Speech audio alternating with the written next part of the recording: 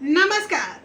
आपके YouTube channel सेविकाओं की आवाज में आपका स्वागत है। गुजरात हाईकोर्ट के फैसले ने बिल्कुल ही सोए संगठन में जान डाल दिया है। यानी आंगनबाड़ी संघ हर राज्य में अब धरना प्रदर्शन और हड़ताल की नहीं, कलम से कोर्ट की लड़ाई लड़ने के मूड में आ गई है।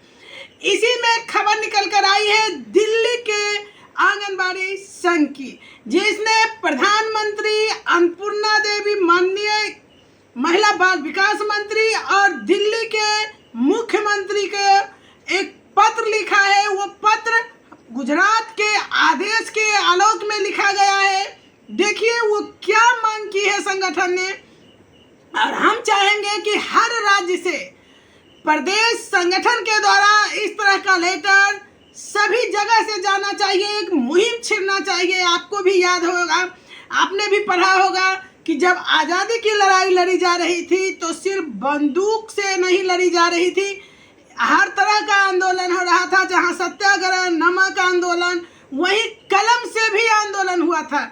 जब लेखक ने कलम के माध्यम से ऐसे ऐसे कविता की रचना कर डाली थी जिसे पढ़कर नवयुवकों में हर भारत उनके लिखे कविता ने हर भारतवासी को झकझोर दिया था और भारत को स्वतंत्र कराने के लिए उनके मन में एक अजीब सी बीज बो दी थी, जो बीज पौधा बनकर आंदोलन का रूप लिया।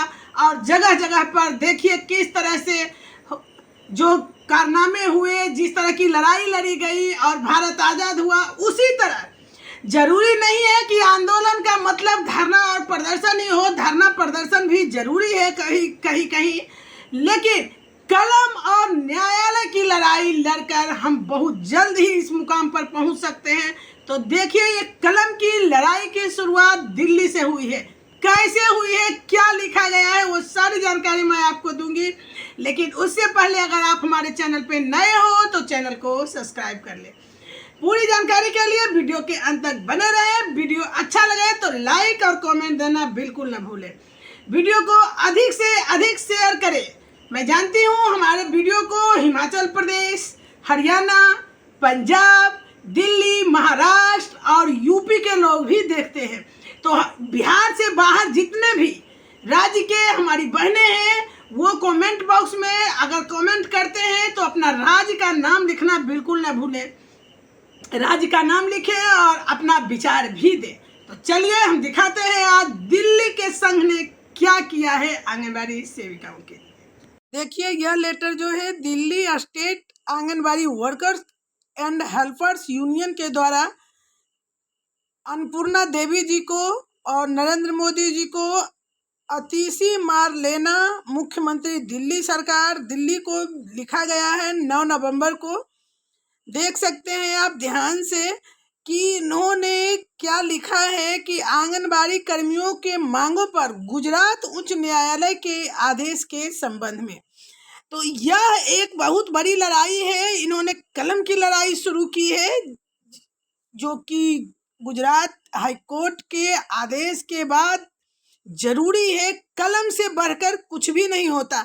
देखिए आपको गाली कोई दे दिया या बहुत झगड़ा कर दिया, मार फाड़ कर दिया, लेकिन कितना भी शारीरिक एक्शन हुआ आपका, लेकिन जब वो केस में तब्दील होता है यानी कलम चलता है तभी कार्रवाई होती है और तभी जीत मिलती है। उसी तरह से इसमें भी है कि कलम की लड़ाई का शुरुआत हुआ है दिल्ली से, और हम चाहेंगे कि पूरे देश के हर राज्य से, हर कोने से कलम की लड़ाई शुरू हो और फिर वो न्यायालय तक जाए। चलिए हम आगे बात दिखाते हैं क्या लिखा इन्होंने कि देश भर में स्कीम वर्करों के लिए नियमितीकरण का एक बड़ा मसला है।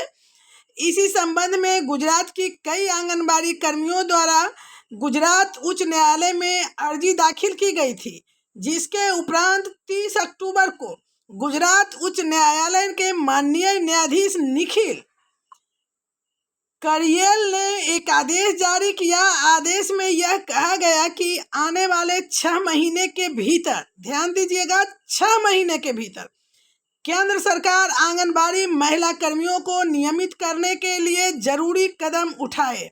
उन्हें 6 महीने का समय दिया गया है। अब देखना यह है कि सरकार जो है वह इसके खिलाफ डबल बेंच में जाती है या फिर इस पर विचार करती है। लेकिन हम लोग अपना लड़ाई लड़ना नहीं भूलेंगे। तो देखिए यहाँ क्या है कि जब तक महिला कर्मियों को नियमित करने की ठोस योजना नहीं बनती तब तक उन्हें ग्रेड 3 और 4 में सरकारी कर्मचारी के मिलने वाले वेतन और तमाम अन्य सुविधाएं दी जाए। ऐसा निर्देश के बाद इन्होंने अभी तक नहीं लिया, इसलिए हर राज्य से ये मांग उठनी चाहिए, क्योंकि आपको भी पता है कि जब मांग ज़्यादा उठती है तभी बातें बनती है। और उन्होंने लिखा है कि समेकित बाल विकास परियोजना के जमीनी स्तर पर कार्यरत आंगनबाड़ी महिला कर्मियों को स्वयं सेविका के नाम पर काम कराया जाता है।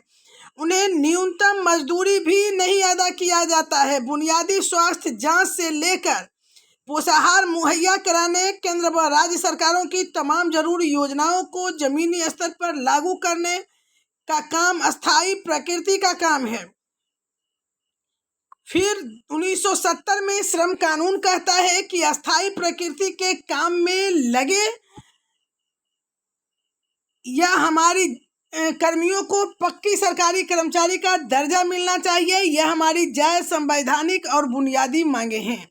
हम उम्मीद करते हैं कि केंद्र सरकार व राज्य सरकार इस मसले को तुरंत संज्ञान में लेकर गुजरात हाई कोर्ट के फैसले का अमल करे।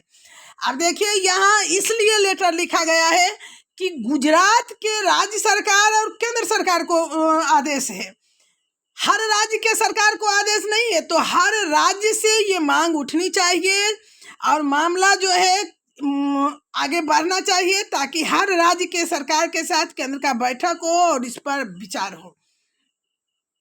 आगे है हमारा मांग पत्र।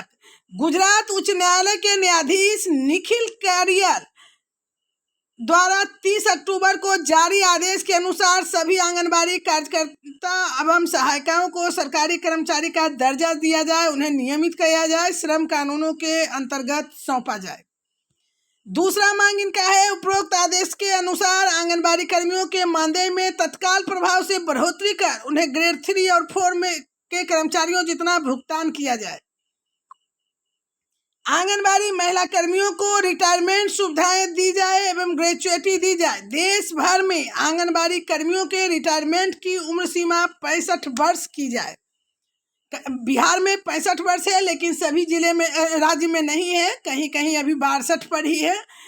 1 अक्टूबर 2018 को प्रधानमंत्री नरेंद्र मोदी द्वारा घोषणा किए गए मानदेय वृद्धि की बकाया का राशि तत्काल भुगतान किया जाए एवं एरियर की पूरी राशि तुरंत रिलीज की जाए। नई शिक्षा नीति वापस ली जाए।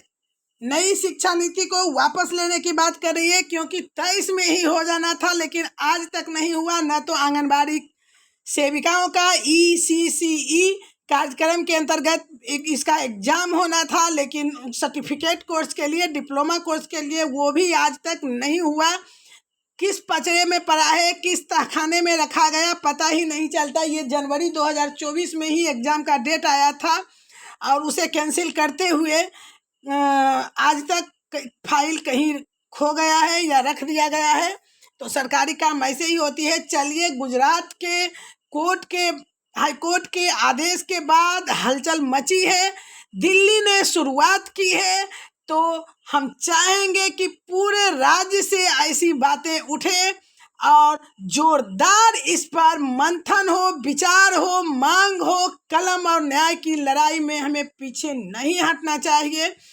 चलिए, अगला कोई भी न्यूज मिलता है तो, क्योंकि आंगनबाड़ी सेविकाओं की आवाज़ या सेविकाओं की आवाज़ है, तो सेविकाओं की आवाज़ चैनल से जैसे ही कहीं की कोई जानकारी मिलती है हम आप तक फिर हाजिर होंगे। तब तक के लिए नमस्कार।